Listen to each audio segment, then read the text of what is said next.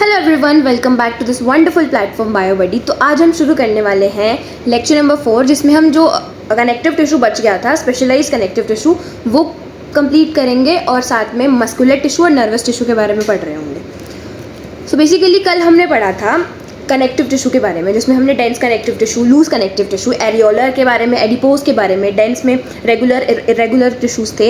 Adipose tissue में देखा कि हमने एडिपोसाइट सेल्स होती हैं जिसके अंदर फैट ग्लोब्यूल स्टोर्ड होता है। ठीक है, जैसे कि ये एक सेल है, इसके अंदर फैट ग्लोब्यूल है, जिसकी वजह से उसके सारे जो कंपोनेंट्स होंगे, जैसे कि न्यूक्लियस है वो साइड पे चला जाता है। ठीक है,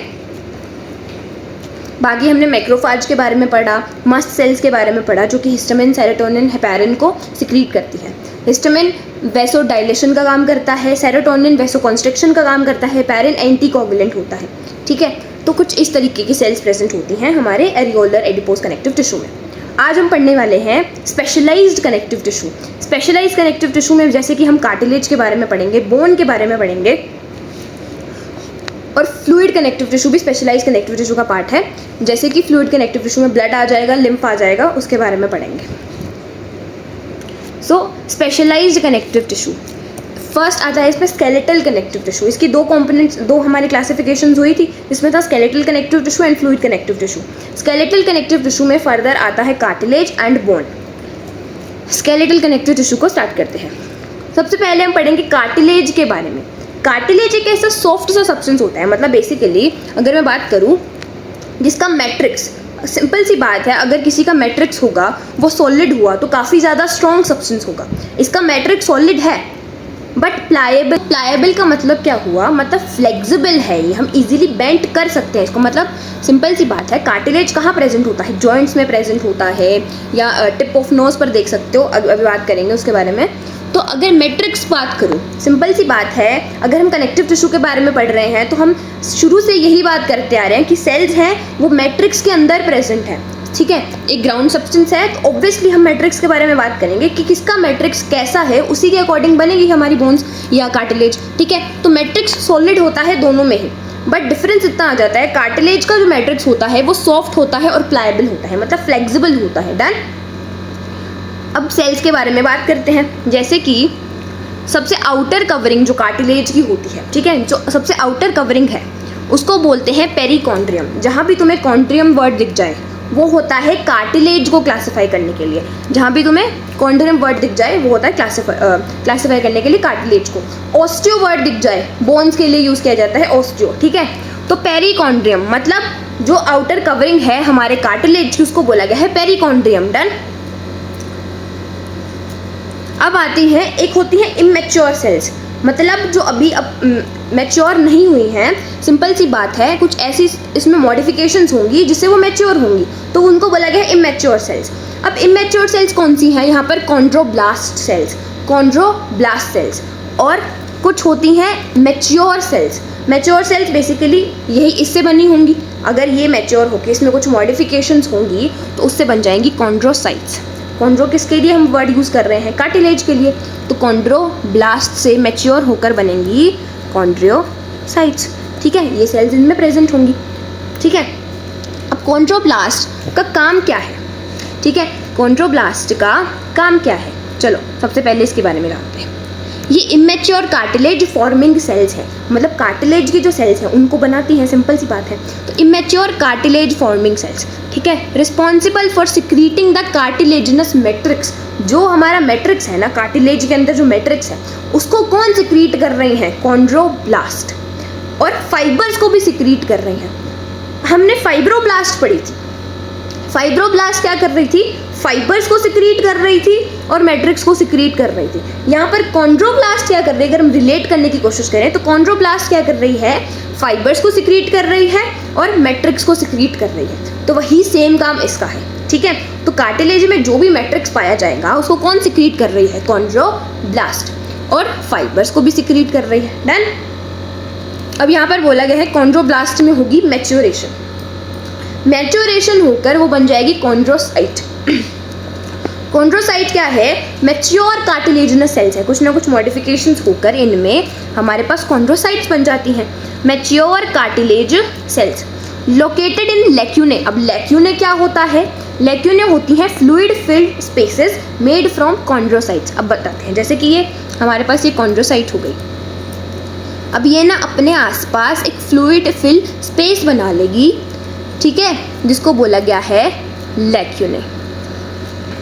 ठीक है, अब बोला गया है कि लैक्यूने में मतलब जो हमारे कार्टिलेज का लैक्यूने है उसमें एक या एक से ज़्यादा भी प्रेजेंट हो सकती है हमारी कॉन्ड्रोसाइट, बट एक डिफरेंस आएगा जब हम बोन के बारे में पढ़ रहे होंगे, उसमें भी लैक्यूने स्ट्रक्चर प्रेजेंट है, उसमें क्या होगा, सिर्फ एक ही ऑस्टियोसाइट प्रेजेंट होगी। डन, ठीक है। तो लैक्यूने क्या है, fluid filled spaces made from chondrocytes. Chondrocytes जब जैसे कि मान लो ये 2-3 कॉन्ड्रोसाइट्स प्रेजेंट है, अब इन्होंने क्या किया, अपनी आउटर कवरिंग बना ली, यहाँ फ्लूइड फिल कर दिया, इसको बोल दिया लैक्यूने। ठीक है जी, तो इसको ये होता है लैक्यूने। अब यहाँ पर ऑब्वियसली कोलेजन फाइबर्स प्रेजेंट होंगे, इलास्टिक फाइबर्स प्रेजेंट होंगे, क्योंकि कार्टिलेज हमारा बोन जितना स्टिफ नहीं है। ठीक है, कार्टिलेज में कोलेजन फाइबर्स और इलास्टिक फाइबर्स दोनों प्रेजेंट होंगे। डन। तो पेरिकॉन्ड्रियम आउटर कवरिंग होती है, कॉन्ड्रोब्लास्ट सेल्स होती है, इमेच्योर सेल्स होती हैं कार्टिलेज की। ठीक है, और कॉन्ड्रोसाइट्स होती हैं, कॉन्ड्रोब्लास्ट से मैच्योर होकर बनती है कॉन्ड्रोसाइट्स। ठीक है, और कोलेजन फाइबर, इलास्टिक फाइबर्स दोनों प्रेजेंट है। लैक्यूने क्या है, फ्लूइड फिल स्पेसेस है जिसमें हमारी कॉन्ड्रोसाइट्स प्रेजेंट होती है, कॉन्ड्रोब्लास्ट नहीं, कॉन्ड्रोसाइट्स प्रेजेंट होती है। ठीक है, कॉन्ड्रोब्लास्ट क्या करती है, इमेच्योर कार्टिलेज फॉर्मिंग सेल्स हैं जो कि सिक्रीट करती हैं मैट्रिक्स को और फाइबर्स को। ठीक है जी, और कॉन्ड्रोसाइट्स क्या है, मैच्योर कार्टिलेज सेल्स है। डन। अब हम लोकेशन की बात करें, अब ये क्या कर रहा होगा, अगर ये जॉइंट्स में प्रेजेंट है तो सपोर्ट कर रहा होगा, मान लो जॉइंट्स हैं जो हमारे उसमें प्रेजेंट है तो सपोर्ट कर रहा होगा, सिंपल सी बात है। ठीक है, तो स्केलेटल जो स्पेशलाइज स्केलेटल मतलब जैसे कि स्केलेटल मसल्स है, तो बोन्स भी क्या कर रही हैं, पूरा फ्रेमवर्क बना रही है हमारी बॉडी का। डन। तो लोकेशन, ट्रैकियल रिंग्स होती है ना, ट्रैकिया में रिंग्स प्रेजेंट होती हैं। क्यों भाई, क्योंकि भाई अगर मान लो सिंपल सी बात है, जब एयर पास होती है तो ऐसे होता है कि ट्रैकिया तो कोलैप्स कर जाएगी, ऐसे पाइप है ये कोलैप्स कर गई, मान लो अगर सफिशिएंट एयर नहीं है तो वो कोलैप्स कर गई, बट ऐसा नहीं होता है, हमें ट्रैकिया को इस तरीके से ही रखना होता है, तो हम रिंग्स लगा देते हैं। डन। तो हम रिंग्स लगा देते हैं ट्रैकिया में जो कि बनी होती हैं कार्टिलेज की। टिप ऑफ नोज पर कार्टिलेज प्रेजेंट होता है। इनवर्टिब्रल डिस्क, ठीक है। प्यूबिक सिम्फाइसिस की बात करूं, जो हिप में बोन होता है ना, मतलब हिप बोन है जो हमारा, उसमें जॉइंट होता है, उसको बोला जाता है pubic symphysis. Done. Nasal septum क्या है, अगर मैं ये जो तुम्हें बीच में ये स्पेस, ये 2 स्पेस होती हैं, ठीक है, नेजल कैविटी बोला जाता है, उसके बीच में तुम्हें एक लाइन से दिखती है, उसके बीच में तुम्हें एक वॉल दिखती है, उसको बोला जाता है नेजल सेप्टम। ऐसे दोनों जॉइंट तो नहीं है, दोनों के बीच में लाइन है जिसको बोला गया है nasal septum. Ear pinna, outer ear joint जो होता है ईयर पिन्ना, वहाँ पर प्रेजेंट होता है हमारा कार्टिलेज। ठीक है, तो लोकेशन क्या है, ट्रैकियल रिंग्स है, टिप ऑफ नोज है, इनवर्टिब्रल डिस्क है, प्यूबिक सिम्फाइसिस पर प्रेजेंट हो सकता है, nasal septum and ear pinna. Done. तो ये था कार्टिलेज, जितना पढ़ना था इतना ही पढ़ना है, सफिशिएंट है। ठीक है, नेक्स्ट बोन के बारे में बात करें तो बोन का मैट्रिक्स सॉलिड होता है, सिंपल सी बात है, बोन को हमें बहुत स्ट्रॉन्ग बनाना है। ठीक है, कि बेसिक फ्रेमवर्क जो हमारा बॉडी का है, प्रोटेक्शन करने का बेसिक काम है, वो पूरी बॉडी को कनेक्ट करने का काम है, इन 206 बोन्स का ही है। ठीक है, तो हार्ड होगा और नॉन प्लायबल होगा। प्लायबल बोले तो क्या होता है, फ्लेक्सिबल होना, इजीली बेंट हो जाना। क्या तुम्हारी बोन्स इजीली बेंट हो जाती हैं? नहीं होती हैं। तो सिंपल सी बात है, हमारी जो बोन्स होती हैं वो हार्ड होती हैं और नॉन प्लायबल होती हैं। ठीक है, नॉन प्लायबल मतलब इजीली बेंट नहीं हो सकती है, सिंपल ऐसा स्ट्रक्चर है। ठीक है जी, अब वही सेम चीज़ें यहाँ पर दोहराएंगी। कुछ क्या वर्ड का डिफरेंस आएगा, ऑस्टिया वर्ड जो हम यूज़ कर रहे हैं बोन के लिए कर रहे हैं, कॉन्ड्री वर्ड जो हम यूज़ कर रहे हैं या कॉन्ड्री तो वो कर रहे हैं कार्टिलेज के लिए। डन, ये हमेशा बात याद रखनी है। तो आउटर कवरिंग अब क्या होगी, पेरीओस्टियम। क्या होगी आउटर कवरिंग, पेरीओस्टियम। ठीक है, अब उसके इमेच्योर सेल्स को बोल रहे थे कॉन्ड्रोब्लास्ट, इसके इमेच्योर सेल्स को क्या बोलेंगे, ऑस्टियोब्लास्ट। ठीक है, तो इसके इमेच्योर सेल्स क्या हैं, ऑस्टियोब्लास्ट। अब इसके इमेच्योर सेल्स बन के बनाएंगे हमारे पास ऑस्टियोसाइट। ठीक है, ऑस्टियोसाइट बनाएंगे।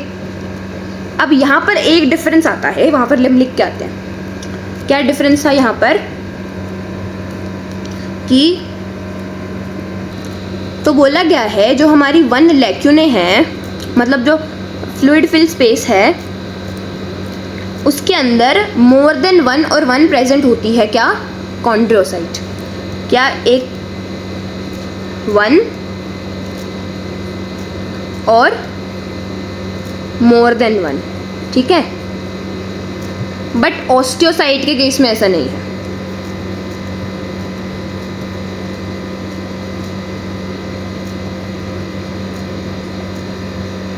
ठीक है, तो एक और एक से ज़्यादा हो सकती है हमारी कॉन्ड्रोसाइट, बट ऑस्टियोसाइट एक ही प्रेजेंट होगी एक लैक्यूने में। डन, ठीक है। बाकी वही सेम चीज़ें हैं कि ऑस्टियोसाइट सिक्रीट कर रही है लैक्यूने को, ठीक है जी। तो ऑस्टियोसाइट एक होगी एक चलो बात लिखते हैं। सबसे पहले क्या है, मैट्रिक्स के बारे में बात की हमने।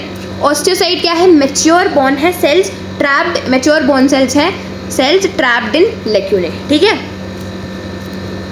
तो ये लैक्यूने हुआ, ये तुम्हारी ऑस्टियोसाइट हुई, ठीक है जी।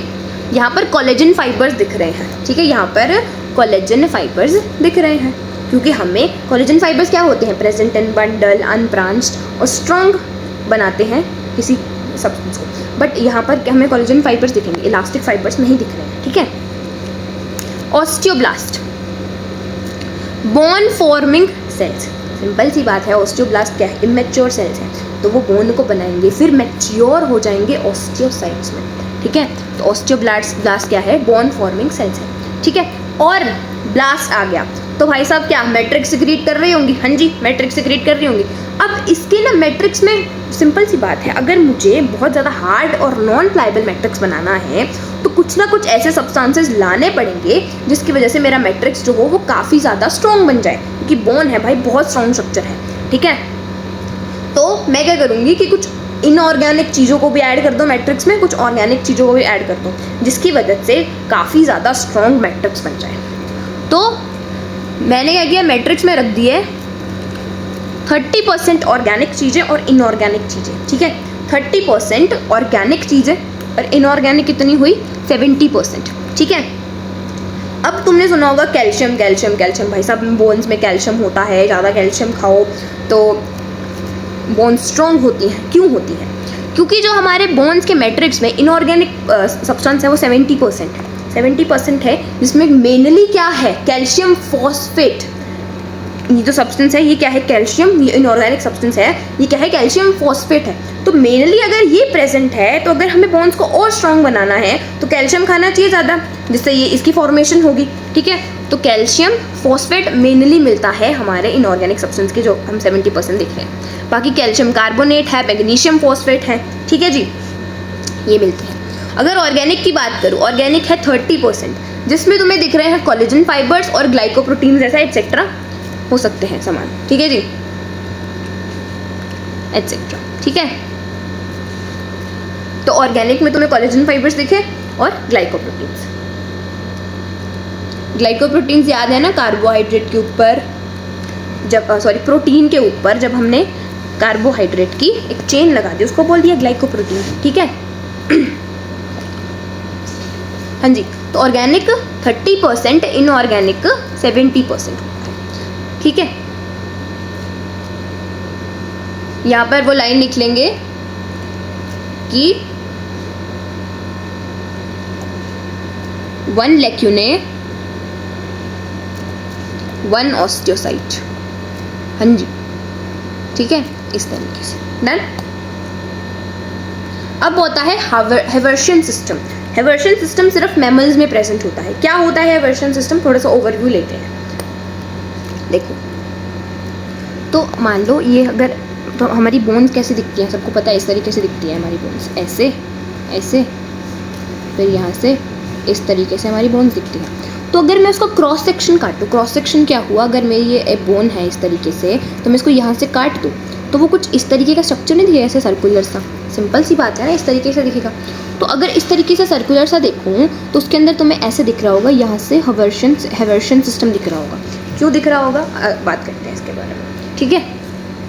तो हेवर्शियन कैनाल क्या है, यहाँ पर क्या होंगी, ब्लड वेसल्स प्रेजेंट होंगी। यहाँ पर मान लो यहाँ ब्लड वेसल्स प्रेजेंट है, ठीक है। हेवर्शियन कैनाल, यहाँ पर क्या होंगी, ब्लड वेसल्स प्रेजेंट होंगी, ठीक है। तो यहाँ पर ब्लड वेसल्स प्रेजेंट होंगी हेवरशन कैनाल। लेमिले क्या है? लेमिले है concentric ring of bones matrix around the canal. Bone का मैट्रिक्स जो होता है, मैट्रिक्स हमने पढ़ा, उसकी कंसेंट्रिक रिंग बनी होगी।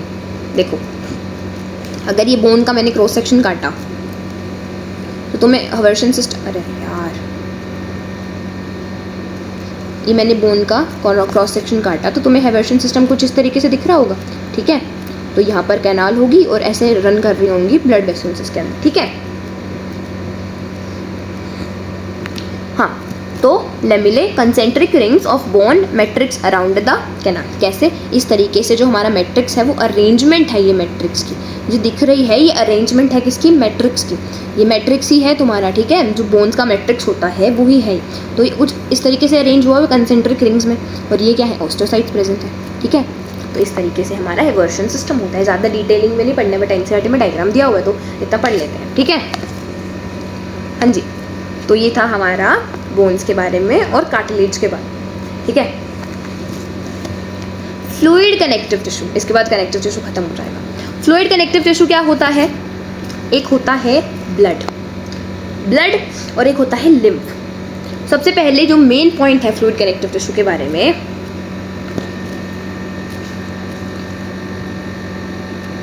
फाइबर्स एब्सेंट, ठीक है। सिंपल सी बात है, फ्लूइड कनेक्टिव टिश्यू है तो हमें फाइबर्स की नीड ही नहीं है, ठीक है। हमें नीड ही नहीं है फाइबर्स की, क्योंकि हम सिर्फ फ्लूइडिटी की बात कर रहे हैं। अगर एक फ्लूइड है तो हमें क्या नीड है उसमें? फाइबर्स की। ऐसे थ्रेड लाइक स्ट्रक्चर्स की नीड ही नहीं है, ठीक है। तो फ्लूइड कनेक्टिव टिश्यू में फाइबर्स नहीं होते हैं, कोलेजन फाइबर्स तो प्रेजेंट ही नहीं होते हैं। Done. Fluid connective tissue. Blood में क्या होता है? सिंपल सी बात है, ब्लड का मैट्रिक्स क्या है? सबका जो लिक्विड वाला सब्सटेंस है जो तुम्हें दिख रहा है उसको बोल रहे हैं मैट्रिक्स।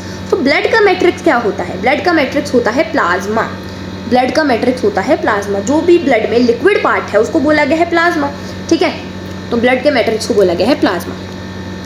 और उसके अंदर होते हैं फॉर्म्ड एलिमेंट्स। कुछ सेल्स होती हैं जिनको बोला गया है फॉर्म्ड एलिमेंट्स, जैसे कि आरबीसी प्रेजेंट है, ल्यूकोसाइट्स मतलब डब्ल्यूबीसी प्रेजेंट है, इरेथ्रोसाइट मतलब आरबीसी। तो वो किसका पार्ट है? फॉर्म्ड एलिमेंट्स का पार्ट है। तो मैट्रिक्स क्या है? प्लाज्मा। इसको क्या बोलते हैं? प्लाज्मा। और इरेथ्रोसाइट्स, ल्यूकोसाइट्स फॉर्म्ड एलिमेंट्स हैं, जो कि हमारी ब्लड सेल्स हैं वो फॉर्म्ड एलिमेंट्स हैं, ठीक है जी। तो erythrocytes and leucocytes, WBC, RBC, ठीक है। और होती है प्लेटलेट्स। जब हम क्लॉटिंग के बारे में जानेंगे, platelets are the very important cells for clotting, ठीक है। जो क्लॉट बनाती हैं, क्लॉटिंग के लिए कौन सी होती हैं? प्लेटलेट्स, जिनको बोला जाता है थ्रोम्बोसाइट्स। क्या बोला जाता है? थ्रोम्बोसाइट्स, ठीक है।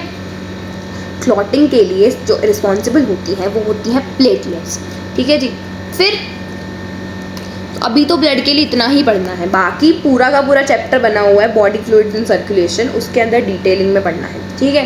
फिर आता है लिम्फ। ये होता है फिल्टर्ड ब्लड। जब मैंने आरबीसीज निकाल दी है ब्लड से, आरबीसी निकाल दी ब्लड से, ठीक है। प्लेटलेट्स, लिम्फ क्या है? फिल्टर्ड ब्लड है, ठीक है जी। अब इसका मैट्रिक्स तो है, मैट्रिक्स इसके अंदर प्रेजेंट होता है, प्लाज्मा प्रेजेंट होता है, डन। और सेल्स में क्या है? लिम्फोसाइट्स। लिम्फोसाइट्स याद है सबको? डब्ल्यूबीसी में कुछ सेल्स प्रेजेंट होती हैं, ठीक है, उसका ही एक पार्ट है लिम्फोसाइट, ठीक है। तो सेल्स इसमें कौन सी होती हैं? Lymphocytes mainly, done. बाकी इसके अंदर ये कॉन्स्टिट्यूएंट्स प्रेजेंट होते हैं, डन। आरबीसी, प्लेटलेट्स ये प्रेजेंट नहीं होता है, ठीक है। तो लिम्फ होता है फिल्टर्ड ब्लड, डन। तो यह फ्लूइड कनेक्टिव टिश्यू। अब हम आ गए हैं मस्कुलर टिश्यू पे। मस्कुलर टिश्यू बोला गया है डिराइव्ड फ्रॉम मीजोडर्म। हमने पढ़ा है एंडोडर्म, एक्टोडर्म, मीजोडर्म। तो हमारा जो मस्कुलर टिश्यू है वो डिराइव किससे हुआ है? मीजोडर्म लेयर से, ठीक है। फंक्शंस क्या है इसके? Movement of body parts. Locomotion करनी है, मूवमेंट करना है तो किस तरीके से होगा? जब हमारी मसल्स जो है वो बोन से कनेक्टेड होंगी तो हम आराम से चल पाएंगे, ठीक है। Muscles are very important component in our body, ठीक है। लोकोमोशन एक जगह से दूसरी जगह डिस्प्लेस किससे होंगे? हमारे मस्कुलर टिश्यू से, सिंपल सी बात है, ठीक है। अब इसकी प्रॉपर्टीज क्या है? Contraction, elasticity, excitability and extensible. Contraction क्या है, हमारी मसल सेल्स हैं वो कॉन्ट्रैक्ट करती हैं, रिलैक्स करती हैं, कॉन्ट्रैक्ट करती है, रिलैक्स करती है, कॉन्ट्रैक्ट करती है, रिलैक्स करती है, ठीक है। तो कॉन्ट्रैक्शन की प्रॉपर्टी है हमारी मसल्स में, ठीक है। इलास्टिसिटी मतलब ऐसा नहीं है कि कॉन्ट्रैक्ट किया अब खिंच गई हैं सिंपल, उस पर अब वापस आ ही नहीं रही हैं। कॉन्ट्रैक्ट करेंगी मसल सेल्स तो वापस आ जाएंगी उसी स्टेट पर। कॉन्ट्रैक्ट जैसे रबर बैंड होता है तो वो एक बार मैंने बहुत ज़ोर से खींच दिया तो भाई वापस नहीं आ रहा, उतना ही खुल गया है, बट मसल साइज वैसी नहीं होती है। हमने ऐसे स्ट्रेच किया उसको या कॉन्ट्रैक्ट किया तो वापस आ गई हैं अपनी स्टेट पर, उसको बोला गया है इलास्टिसिटी, इलास्टिक होती है, ठीक है। एक्साइटेबिलिटी, एक्साइटेबिलिटी बोले तो अगर मैं बात करूं, रिस्पॉन्ड करती है स्टिमुलस पे। एक्साइटेबिलिटी का क्या मतलब है, जो रिस्पॉन्ड करती हैं स्टिमुलस पे। मान लो हमें इतना फंक्शन दिया कि भाई तुम मसल सेल्स चलवाओ हमारी बॉडी को, तो चलवाने में हमें स्टिमुलस देना पड़ेगा कि भाई सब ब्रेन बोलेगा मसल्स को कि जाओ इसको चलवाओ, तो एक्साइटेबिलिटी, ठीक है जी, रिस्पॉन्ड करने पर काम करती है। एक्सटेंसिबल तो क्या प्रॉपर्टीज़ है मसल्स की, कॉन्ट्रैक्शन मतलब कि कॉन्ट्रैक्ट होंगी, रिलैक्स कर जाएंगी, ठीक है। इलास्टिसिटी, एक्साइटेबिलिटी एंड एक्सटेंसिबल मतलब मैं उसको खींच दूंगी, एक्सटेंसिबल, ठीक है, फ्लेक्सिबल है, आराम से खींच सकते हैं, डन। तो हमारे पास 3 तरीके के मसल सेल्स होते हैं, ठीक है। अब किसके बेसिस पर हम कुछ ना कुछ क्लासीफाई कर रहे होते हैं, तो कुछ ना कुछ बेसिस लेकर ही क्लासीफाई करते हैं। अब हम कर रहे हैं क्लासीफाई लाइक अपीयरेंस क्या है, लोकेशन क्या है, किस तरीके की दिख रही हैं, ठीक है, उसके बेसिस पर हम क्लासीफाई करते हैं हमारे मसल्स को, ठीक है। तो एक होती है स्केलेटल मसल्स जो कि बोन्स से अटैच्ड होती हैं, हमारी स्केलेटल मसल्स, और स्केलेटन सिस्टम जो है मतलब हमारा जो स्केलेटन सिस्टम क्या है, बोन्स का सिस्टम, ठीक है, उससे अटैच्ड होंगी वो मसल्स और हमारी लोकोमोशन एंड मूवमेंट में काम करेंगी। स्मूथ मसल्स क्या है, हमारे होलो ऑर्गन्स है लाइक स्मॉल इंटेस्टाइन हो गई, स्टमक हो गई, तो उनके अंदर कौन सी मसल्स प्रेजेंट होती है, smooth muscles. Cardiac muscles, cardiac term आ गया मतलब हार्ट है, तो जो हार्ट की मसल्स है उनको क्या बोला गया, कार्डियक मसल, ठीक है। तो फीचर क्या है कि ये देखो अपीयरेंस हो गया, कंट्रोल हो गया, लोकेशन, ये फीचर्स हैं। और यहाँ मैंने 3 क्लासिफिकेशन कर दी हैं, skeletal muscles, smooth muscles and cardiac muscles. तो सबसे पहले बात करते हैं अपीयरेंस मतलब किस तरीके से दिख रही है। स्ट्राइएटेड दिखती है मतलब कंटिन्यूसली एक पैटर्न होता है, एक डार्क बैंड है, एक लाइट बैंड है, एक डार्क बैंड है, एक लाइट बैंड है। जब लोकोमोशन एंड मूवमेंट पढ़ रहे होंगे तब डिटेलिंग में पढ़ना है इनके बारे में, एक्टिन एंड मायोसिन फिलामेंट्स के बारे में। बट यहाँ अगर हम बात करें, एक डार्क बैंड दिखता है, एक लाइट बैंड दिखता है, इस तरीके से, जैसे कि एक कोई डार्क कलर्ड का बैंड है और एक लाइट बैंड है, ठीक है, कुछ इस तरीके से हमें ऐसे दिखेगा, ठीक है जी। तो एक डार्क बैंड है और एक लाइट बैंड है और एक डार्क बैंड है, एक्टिन एंड मायोसिन होता है, ठीक है। तो अभी लोकोमोशन मूवमेंट में डिटेल में बढ़ेंगे, बट अभी जानते हैं कि स्ट्राइएटेड का मतलब ये होता है, ठीक है। स्ट्राइएशंस दिखना मतलब डार्क एंड लाइट बैंड का एक पैटर्न दिखना, एक डार्क बैंड हो गया, एक लाइट बैंड हो गया, उसको बोला गया है स्ट्राइएशंस।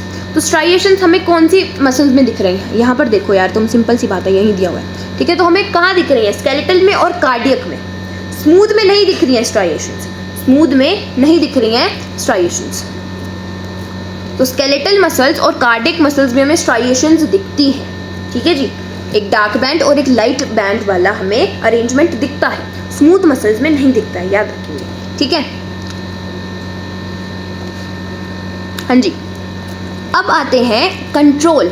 वॉलेंट्री का मतलब है कि मैं खुद कंट्रोल कर सकती हूँ कि किस तरीके से काम करवाना है मसल्स को। जो ये स्केलेटल मसल्स है वो मेरी मर्जी से चलेंगे कि भाई हम मुझे चलवाने हैं हाथ, मुझे रोकने हैं, ठीक है। तो वो वॉलेंटरी है, मैं खुद कंट्रोल करूँगी कि भाई ये चलवाओ और ये रुकवाओ। बट इनवॉलेंट्री का क्या मतलब हुआ, मेरे कंट्रोल में कुछ नहीं है, मैं नहीं करवा सकती हूँ कंट्रोल। लाइक स्मूथ मसल्स हैं, अब अंदर के होलो ऑर्गन्स की मसल्स हैं, मैं उनको कैसे कह दूंगी कि बंद हो जाओ अपना काम करना, ये मत करो, नहीं। कार्डियक मसल्स हैं, वो तो कभी भी बंद नहीं होंगी जब तक मरोगे नहीं, ठीक है। तो कार्डियक मसल्स इनवॉलेंटरी हैं और स्मूथ मसल्स भी इनवॉलेंटरी हैं, उनको नहीं कह सकते हैं कि भाई अपना काम रोक दो, सिंपल सी बात है। बट स्केलेटल मसल्स को कह सकती हूँ कि चलो भाई रुक जाओ, ठीक है, तो मूवमेंट रोक दो, ठीक है। तो ये काम हम वॉलेंटरी का मतलब होता है कि स्केलेटल मसल्स मेरे कंट्रोल में हैं, but smooth muscles and cardiac muscles मेरे कंट्रोल में नहीं है, ठीक है जी। लोकेशन, स्केलेटल मसल सिंपल सी बात है, मूवमेंट लोकोमोशन में काम कर रही हैं। तो स्केलेटल मसल्स मतलब जो हमारा स्केलेटल सिस्टम है, जो हमारी बोन्स हैं, उससे अटैच्ड होंगी स्केलेटल मसल्स। फिर आती है smooth muscles, walls of hollow organs, जो हमारे होलो ऑर्गन्स हैं, स्टमक हो गया, उसके अंदर क्या प्रेजेंट होंगी, स्मूथ मसल्स प्रेजेंट होंगी, ठीक है जी। तो वॉल्स ऑफ होलो ऑर्गन्स। और कार्डियक मसल तो कुछ नहीं है ना, हार्ट मसल्स है, ठीक है, जो हार्ट की मसल्स हैं उनको बोला जाता है कार्डियक मसल्स, ठीक है। सेल्स की बात करूँ, अगर तुम ये डायग्राम देखो तुम्हें कैसे दिख रहे हैं, लंबे लंबे सिलेंड्रिकल सेल्स दिख रहे हैं, जिनका न्यूक्लियस तुम्हें कहाँ दिख रहा है, जो ये चीज़ दिख रही है तुम्हें, ये क्या है, न्यूक्लियस। न्यूक्लियस तुम्हें क्या कहाँ दिख रहा है, सेंटर में दिख रहा है, नहीं, हमें कहाँ दिख रहा है, सरफेस पे दिख रहा है, सरफेस पे। सरफेस को क्या बोलते हैं, पेरिफेरी। तो हमें न्यूक्लियस कहाँ दिख रहा है, लंबी सेल्स हैं जो हमारी स्केलेटल मसल्स की लंबी लंबी सेल्स हैं, सिलेंडर टाइप सेल्स हैं और मल्टी न्यूक्लिएटेड है बहुत सारे। जब हम सिनसाइशियम पढ़ रहे थे, याद है, सिनसाइशियम में मैंने एग्जांपल लिखवाया था स्केलेटल मसल्स का, ठीक है। तो long, cylindrical and multi nucleated, बहुत सारे न्यूक्लियस होंगे, ठीक है जी। मतलब क्या होता है सिनसाइशियम वाली कंडीशन कि भाई साहब सेल में न्यूक्लियस तो बढ़ गए हैं बहुत सारे, बट साइटोकाइनेसिस नहीं हुई है। जैसे कि ये एक सेल है, इसके अंदर न्यूक्लियस तो हो गए बहुत सारे, बट साइटोकाइनेसिस ना होने के चलते ये न्यूक्लियस वैसे के वैसे उसके अंदर नहीं, मतलब मोर देन, जैसे कि एक पर्टिकुलर सेल की अगर मैं बात करूँ नॉर्मली तो एक ही न्यूक्लियस पाया जाता है, बट सिनसाइशियम की कंडीशन में मोर देन वन न्यूक्लियस पाए जाते हैं, ठीक है। तो बोला गया है लॉन्ग है, सिलेंड्रिकल है, मल्टी न्यूक्लिएटेड है और पेरिफेरी पे न्यूक्लियस प्रेजेंट है, ठीक है। पेरिफेरी पे न्यूक्लियस प्रेजेंट है, ये देखो हमें सरफेस पे दिख रहा है न्यूक्लियस, ठीक है जी, ये सरफेस पे न्यूक्लियस दिख रहा है, डन। तो इसको बोलते हैं स्केलेटल मसल्स, ठीक है। अब इसकी बात करें location, wall of hollow organs में पाई जाती हैं, ठीक है। स्पिंडल शेप्ड होती हैं, स्पिंडल शेप्ड दिख रही है, फ्यूजी फॉर्म सी इस तरीके से, इसको बोला जाता है स्पिंडल शेप्ड, ठीक है। तो अगर मैं ये क्या है, फ्यूजी फॉर्म बोला जाता है इस शेप को, फ्यूजी फॉर्म, इस तरीके की शेप को क्या बोला जाता है, फ्यूजी फॉर्म या स्पिंडल शेप बोला जाता है, ठीक है जी। और क्या है, यूनिन्यूक्लिएटेड है, मतलब मल्टी न्यूक्लिएटेड नहीं है, ठीक है, एक ही न्यूक्लियस पाया जाएगा एक सेल में, ठीक है, दिख भी रहा है, ठीक है। तो ये होती हैं यूनिन्यूक्लिएटेड सेल्स, ठीक है। और सेंट्रल जो न्यूक्लियस होगा वो सेंटर पे ही प्रेजेंट होगा, कोई पेरिफेरी पे साइड। यहाँ क्या दिख रहा था तुम्हें, हाँ जी, इधर क्या दिख रहा था, ये न्यूक्लियस दिख रहा था तुम्हें सरफेस पे, यहाँ क्या दिख रहा है, सरफेस पे न्यूक्लियस दिख रहा है, ठीक है, ये सरफेस पे न्यूक्लियस दिख रहा है, ठीक है। बट यहाँ क्या दिख रहा है, सेंटर पे दिख रहा है न्यूक्लियस, ठीक है। तो स्मूथ मसल्स में हमें सेंट्रल न्यूक्लियस पाया जाता है। फिर आती है हमारी कार्डियक मसल्स, ये क्या है भैया, कार्डियक मसल्स हैं हमारे पास सिलेंड्रिकल, ठीक है, सिलेंड्रिकल ही है और यूनिन्यूक्लिएटेड है, यूनिन्यूक्लिएटेड है, डन। सिलेंड्रिकल, यूनिन्यूक्लिएट और सेंट्रल न्यूक्लियस होगा, यूनिन्यूक्लिएट मतलब एक न्यूक्लियस प्रेजेंट है। कॉन्ट्रैक्शन की बात करें, कॉन्ट्रैक्शन, कॉन्ट्रैक्ट हुई, रिलैक्स किया, कॉन्ट्रैक्ट हुई, रिलैक्स किया, खिंची, तो उसके बाद अपनी स्टेट में वापस आ गए, क्योंकि हमें मूवमेंट करवाने के लिए मसल से कॉन्ट्रैक्ट करवाना पड़ेगा उसको, ठीक है, खींची वापस, ठीक है। बट जब मेरे को रिलैक्स करवाने मतलब मैं रुक गई तो अभी रिलैक्स हो जाएंगी मसल, तो फास्ट कॉन्ट्रैक्शंस होंगी स्केलेटल मसल्स में, तभी तो मूवमेंट कर पाएंगे, ठीक है, सिंपल सी बात है। स्मूथ मसल्स जो होंगी उसमें कोई फास्ट कॉन्ट्रैक्शन की इतनी नीड है नहीं, ठीक है, नॉर्मली उनको अपना काम करवाना है इस तरीके से, स्टिफ मतलब नॉर्मली रेस्ट की कंडीशन में प्रेजेंट हो सकती है, वो काम करेंगी बट इतना ज़ोरदार काम, इतना फास्ट काम कराने की ज़रूरत नहीं है उनसे। तो स्मूथ मसल्स को हम स्लो काम करवा देंगे, सिंपल सी बात है। बट कार्डियक मसल्स यार पूरा दिन चलना है हार्ट ने, मतलब जब तक तुम नहीं मरोगे तब तक चलना है हार्ट ने, तो वेरी फास्ट, बहुत ज़्यादा रैपिड कॉन्ट्रैक्शन होगी कार्डियक मसल्स में। कार्डियक मसल्स जो होंगी काफ़ी ज़्यादा, बहुत तेज़ कॉन्ट्रैक्शन होगी, काफ़ी फास्ट कॉन्ट्रैक्शन, दोनों से फास्ट, जो स्केलेटल मसल्स है, स्मूथ मसल्स, दोनों से फास्ट कॉन्ट्रैक्शंस होंगी कार्डियक मसल्स में। फिर आएंगी तो यहाँ पर कॉन्ट्रैक्शन फास्ट होगी, सिंपल सी बात है, स्केलेटल मसल्स है, रोज काम कर रही हैं, चलने फिरने में, मूवमेंट करने में, ठीक है, तो फास्ट कॉन्ट्रैक्शंस होगी, ज़्यादा से ज़्यादा न्यूट्रिएंट सप्लाई चाहिए होगी, तो ब्लड की जो सप्लाई होगी रिच सप्लाई होगी। स्मूथ मसल्स हैं, ऑर्गन्स में काम कर रहे हैं, मतलब बेसिकली सिंपल सी बात है, इनका है कि ऑर्गन को मेंटेन करके रखना है, तो हमें इतनी ब्लड सप्लाई नहीं चाहिए, सिंपल सी बात है, ठीक है। अबंडेंट कार्डियक मसल्स है, हार्ट को पंप करवाना है, बहुत ज़्यादा काम कर रहे हैं, तो अबंडेंट सप्लाई होनी चाहिए ब्लड की, ठीक है। फिर आते हैं फटीग, फटीग मतलब थकना, सिंपल सी बात है, स्केलेटल मसल्स हैं वो आराम से थक जाएंगी, मूवमेंट करेंगी, लोकोमोशन करेंगी तो आराम से थक सकती हैं। बट स्मूथ मसल्स हैं, क्यों भाई साहब, ऑर्गन्स को संभालना है, तो बॉडी में ऑर्गन्स काफ़ी ज़्यादा वाइटल रोल प्ले करते हैं, तो हमें कैसे थकेंगी ये मसल्स, तो कभी नहीं थकेंगी ये मसल्स, ठीक है। कार्डियक मसल्स हार्ट की मसल्स हैं, जब तक नहीं मरोगे तब तक नहीं फटीग होंगी, तब तक चलती रहेंगी, ठीक है। तो इस तरीके से काम चलता है। कार्डियक मसल्स में एक वेरी इंपॉर्टेंट पॉइंट है इंटरकैलेटेड डिस्क।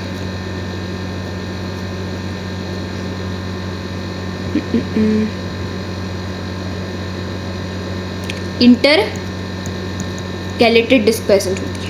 अब ये क्या करती है, ये गैप जंक्शंस हैं। गैप जंक्शंस पढ़े थे जो कम्युनिकेशन का काम कर रहे हैं दो सेल्स के बीच में, मतलब दो सेल्स के साइटोप्लाज्म को कनेक्ट करके उस तरीके से उनको कम्युनिकेट करवाते हैं, वो होते हैं गैप जंक्शंस। तो इंटरकैलेटिक डिस्क सिर्फ और सिर्फ कैरेक्टरिस्टिक फीचर है कार्डियक मसल का, ठीक है। तो दो सेल्स जो है, मान लो कार्डियक सेल्स हैं, उनको कनेक्ट करके रख रही है इंटरकैलेटेड डिस्क। यहाँ पे तुम्हें दिखेगी भी डायग्राम में, ये जो तुम्हें दिख रही है, अरे ये जो मैं दिख रही है, ये है इंटरकैलेटेड डिस्क, ठीक है। ये जंक्शन है, वही कम्युनिकेशन का ही काम कर रहा होगा अगर गैप जंक्शन है तो, बट इसको कार्डियक सेल में हमने नाम दे दिया इंटरकैलेटेड डिस्क, ठीक है। काफी ज्यादा इंपॉर्टेंट पॉइंट है ये वाला। तो कार्डियक मसल में पाया जाता है intercalated disc, specialized junctions for synchronous contraction, कि भाई साहब सिंक्रोनस कॉन्ट्रैक्शन हो सके, सिंक हो सके, जो कॉन्ट्रैक्शन है उसमें सिंक बना रहे, तो सिंक्रोनस कॉन्ट्रैक्शन, ठीक है। एक अरेंजमेंट हो, एक पैटर्न हो कॉन्ट्रैक्शन का, ठीक है। तो उसके लिए दो सेल्स को कनेक्ट करते हैं हम, ठीक है। तो कार्डियक मसल्स में इंटरकैलेटेड डिस्क प्रेजेंट होती है, ठीक है जी। हाँ जी, तो ये था हमारे मस्कुलर टिश्यूज। बाकी मसल के जो अंदर के स्ट्रक्चर के बारे में, उसी क्रॉस सेक्शन के बारे में, लोकोमोशन एंड मूवमेंट में पढ़ रहा हूँ, बट जितना इस चैप्टर के लिए सफिशिएंट था उतना पढ़ लिया। नर्वस टिश्यू, न्यूरल टिश्यू, पूरी बॉडी में अगर हमें जैसे कि रिस्पॉन्स करना होता है स्टिमुलाई को, हम कब से ये एग्जाम्पल के बारे में पढ़ते आ रहे हैं, अगर कोई हॉट चीज़ को टच करेंगे, सिंपल सी बात है, हमारे ब्रेन तक सिग्नल पहुंचाना है, तो किसकी मदद से पहुंचाएंगे, न्यूरल टिश्यू की मदद से पहुंचाएंगे। ब्रेन को सिग्नल पहुंचाना है कि हाथ पीछे हटाना है, सिंपल सी बात है। तो क्या होगा, कंडक्शन ऑफ नर्व इम्पल्स कौन करवा रहे होंगे, न्यूरॉन्स, नर्वस टिश्यू के पार्ट्स हैं न्यूरॉन्स, ठीक है। तो एक्टोडर्मल ओरिजिन होता है इनका, जो हमारी आउटर जर्म लेयर है उससे बना होता है ectodermal origin. Transmission of nerve impulse, वही जो वो इम्पल्स, मतलब जो हमने सिग्नल पहुंचाना है, जो भी कनेक्शंस हैं, क्या है, न्यूरॉन्स के थ्रू हम पहुंचाएंगे ब्रेन को, फिर ब्रेन से सिग्नल वापस भी लाना है, तो ट्रांसमिशन ऑफ नर्व इम्पल्स कौन करवा रहा है, nervous tissue. Coordination and control of body activities, ठीक है, पूरी की पूरी बॉडी को कोऑर्डिनेशन कंट्रोल में रखने के लिए कि क्या काम करवाना है, सब कुछ, मूवमेंट भी कौन करवा रहा है, न्यूरल टिश्यू। न्यूरल टिश्यू जो होगा, ब्रेन होगा, हमारे न्यूरॉन्स के थ्रू मसल्स को मैसेज भेजेगा कि भाई साहब मूवमेंट करवाओ। तो सिंपल सी बात है, पूरी बॉडी को कोऑर्डिनेटेड रखने के लिए सब काम करवाने हैं, तो कोऑर्डिनेटेड रखने के लिए कंट्रोल पूरी बॉडी का किसके पास है, ब्रेन के पास। तो ब्रेन किसके थ्रू सिग्नल भेज रहा है, न्यूरॉन्स के थ्रू सिग्नल भेज रहा है, ठीक है। प्रॉपर्टीज़ क्या है, एक्साइटेबिलिटी, वही एक्साइटेबिलिटी क्या हुआ कि बेसिकली हमें रिस्पॉन्स टू स्टिमुलस, ठीक है, रिस्पॉन्स टू स्टिमुलस, वो होती है एक्साइटेबिलिटी। कंडक्शन क्या हुआ, passing of info from one two another neuron, पूरी बॉडी में न्यूरॉन्स फैले हुए हैं, तो एक न्यूरॉन से दूसरे न्यूरॉन तक हमें फंक्शन, जो हमारे पास सिग्नल है, जो हमारे पास इंफॉर्मेशन है, वो पहुंचानी पड़ेगी, उसको बोलते हैं कंडक्शन, ठीक है। इस तरीके से न्यूरॉन है, मान लो ये एक न्यूरॉन है, तो ये दूसरे न्यूरॉन को सिग्नल पहुंचाएगा, फिर वो जाके ऐसे कनेक्शन के थ्रू ब्रेन तक पहुंचेगा सिग्नल, तो बोला गया है कंडक्शन, बोला गया है उस प्रॉपर्टी को। पुअर रीजनरेशन पावर, ठीक है, हमने जब cell cycle and cell division पढ़ा था तब पढ़ा था जी नॉट फेज के बारे में, जी नॉट फेज के बारे में। तो हमने देखा था परमानेंट जी नॉट फेज में कौन जा रहे थे, न्यूरॉन्स के सेल्स थे और अडल्ट के हार्ट सेल्स थे। तो पुअर रीजनरेशन पावर, अगर एक बार खराब हो गए, डैमेज हो गए, तो भाई साहब इनका कोई वो नहीं है कि रीजनरेट करके दोबारा से बन जाएंगे। तो पुअर रीजनरेशन पावर किस में मिलती है, नर्वस टिश्यू में मिलती है, ठीक है। अब नर्वस टिश्यू भी दो तरीके का होता है, मतलब दो टाइप के सेल्स पाए जाते हैं इनके अंदर, ठीक है। एक होते हैं न्यूरॉन्स, जिनको बोलते हैं नर्व सेल्स। हमने पढ़ा था हमारी पूरी बॉडी में जो सबसे लॉन्गेस्ट सेल्स होते हैं वो होते हैं ह्यूमन सेल्स के नर्व सेल्स, ठीक है। स्ट्रक्चर एंड फंक्शनल यूनिट, जो जैसे कि किडनी की structure and functional unit nephron होती है, ठीक है। उसी तरीके से न्यूरॉन्स किसकी स्ट्रक्चर एंड फंक्शन यूनिट है? नर्वस टिश्यू, ठीक है जी। सबकी एक फंक्शन यूनिट होती है, जैसे कि हमारी स्ट्रक्चर एंड फंक्शन यूनिट क्या है? सेल है। उसी तरीके से नर्वस टिश्यू का न्यूरॉन्स है structure and function unit. Specialize for generating and conducting nerve impulses, वही कंडक्ट करवाना, जनरेट करवाया नर्व इम्पल्स जो भी है हमारे पास, ठीक है, उसकी मदद से, और पूरी बॉडी में मतलब ब्रेन को पहुंचाना है, ठीक है जी। तो ये होते हैं न्यूरॉन्स का काम, वही है कि इंफॉर्मेशन को पहुंचाना है ब्रेन तक और ब्रेन से लाना है, ठीक है।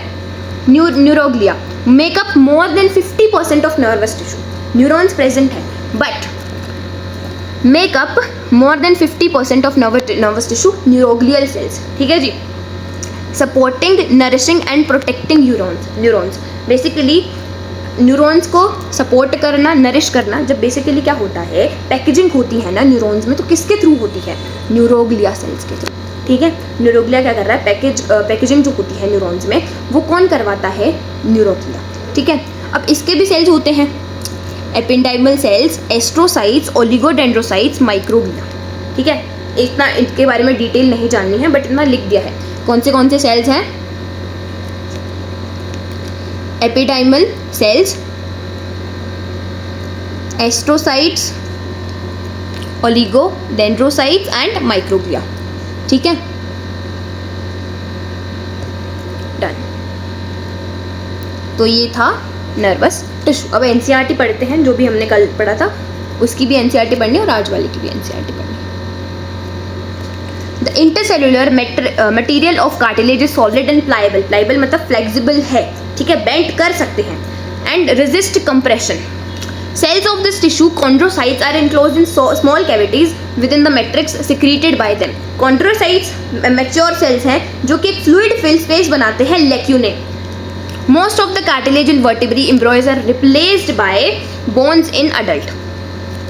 जो cartilage मतलब बेसिकली ऐसा था, हमें जब छोटा बच्चा था तो कार्टिलेज दिख रहा था उनमें, बट बहुत अब क्या होगा, रिप्लेस हो जाएगा वही चीज़ बोन से। जो अडल्ट होगा उसमें बोन दिखने लग जाएगी वो कार्टिलेज को रिप्लेस करके, ठीक है। तो most of the cartilage in vertebrates embryos are replaced by bones in adult. तो जाइगोट है, जाइगोट के बाद एक ऐसी स्टेज आती है जिसको बोला जाता है एम्ब्रियो। डिटेल में पढ़ेंगे ह्यूमन रिप्रोडक्शन, ठीक है। तो जाइगोट के बाद स्टेज क्या आती है? एम्ब्रियो वाली स्टेज आती है, एम्ब्रियोनिक लाइफ में, ठीक है।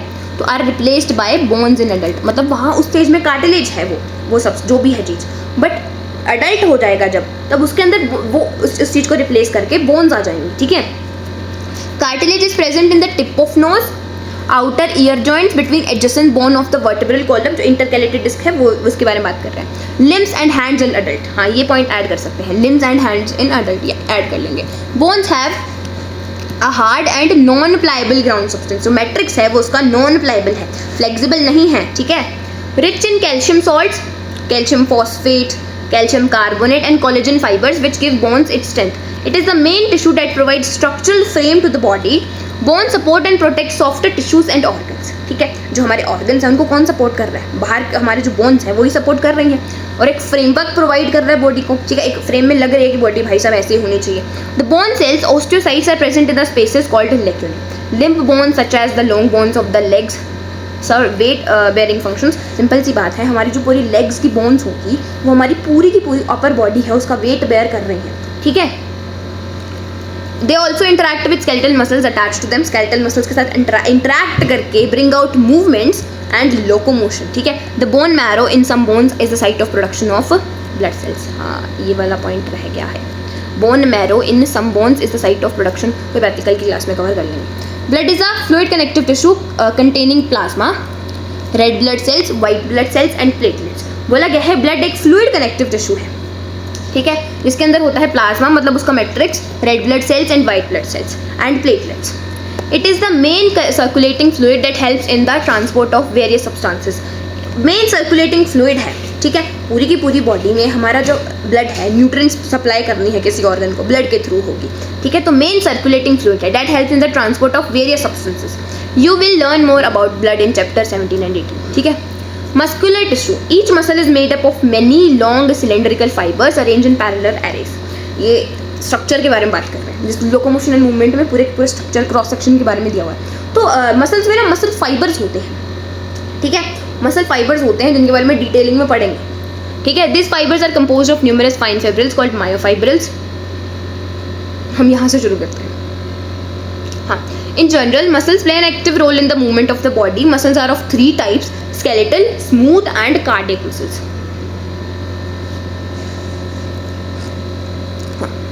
ठीक है, तो skeletal muscles tissue is closely attached to the skeletal bones in a typical muscle such as the biceps. biceps के muscles होते हैं striated, stripped. skeletal मतलब एक dark and light bands दिखते हैं.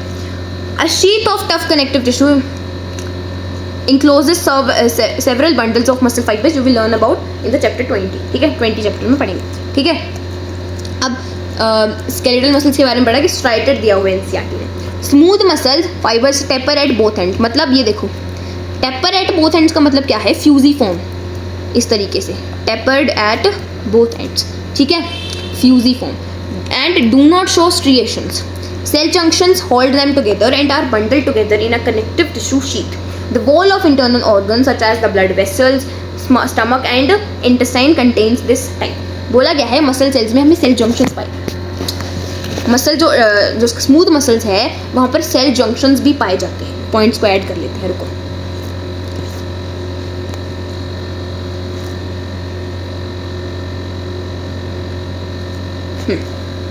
तो muscle cells contains cell junctions, ठीक है. मसल सेल क्या है, उनके पास सेल जंक्शंस होते हैं, ठीक है. Smooth muscle cells basically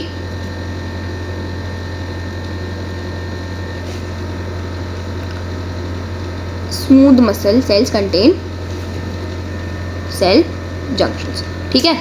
smooth muscles are tapered at both ends, दोनों एंड्स पर इस तरीके से हमें ऐसे लग रहा है कि भाई साहब ऐसे टेप लगा दी गई है, ऐसे इस तरीके से कि भाई यहाँ तो सिर्फ नॉर्मली प्रेजेंट है, यहाँ टेपिंग कर दी गई है. डन, कहाँ थे हम, हाँ जी.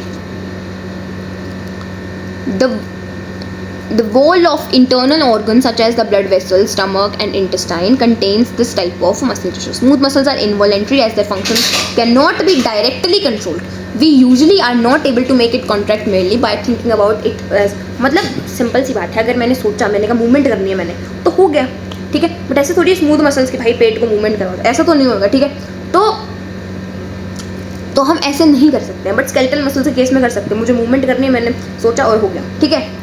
कार्डियक मसल्स में भी ये नहीं होगा. Cardiac muscles is the contractile tissue present only in the heart. Cell junctions fuse the plasma membrane of cardiac muscles and make them stick together. Intercalated disc. Communication junctions, intercalated disc. At some fusion points allow the cells to contract as a unit. मतलब contraction को synchronized करने के लिए एक sync में contraction होनी चाहिए, ठीक है, एक pattern में connection होनी चाहिए, ठीक है. When one cell receives a signal to contract, its neighbors are also stimulated to contract. ये मतलब था इसका. Neural tissues exerts the greatest control over the body responsiveness to changing condition. Simple सी बात है. Neurons, the unit of neural system, are excitable cells. The neuroglial cells, which constitute the rest of the neural system, make up the more than 50% of the nervous tissue. Neuroglia make up more than half the volume of the neural tissue in our body. When a neuron is suitably stimulated, an electrical disturbance is generated, which swiftly travels along its plasma membrane. जब हम neuron का structure पढ़ रहे होंगे ना, तब ये बात समझ आ जाएगी. कहाँ पढ़ेंगे, न्यूरल कंट्रोल एंड कोऑर्डिनेशन में. Arrival of this disturbance at the nerve endings और आउटपुट जोन ट्रिगर्स द. तो ये जब हम नर्वस टिश्यू के बारे में पढ़ रहे होंगे, न्यूरॉन के स्ट्रक्चर के बारे में पढ़ रहे होंगे, तब ये बात समझ आ जाएगी, ठीक है. अभी के लिए इतना ही. आई होप आज का लेक्चर अच्छा लगा होगा. जितना पढ़ना था उतना पढ़ लिया है. बाकी अलग से चैप्टर बने हुए हैं इनके लिए, like locomotion and movement, neural control and coordination. तो ये चीज़ें ज़्यादा अच्छे से समझ आ जाएंगी. बट अब एक ओवरव्यू ले लिया है कि मसल्स क्या होती हैं, क्या फंक्शंस होता है, क्या प्रॉपर्टी है, नर्वस टिश्यू क्या होता है, क्या फंक्शंस होते हैं, क्या प्रॉपर्टीज़ होती हैं. बाकी 2 चैप्टर डेडिकेटेड हैं इनके ऊपर, like locomotion and movement and neural control and coordination, ठीक है. तो उसमें और डिटेलिंग में जान लेंगे इनके बारे में. तो DPP मिल जाएगी. Thanks for watching. सब्सक्राइब पाया बट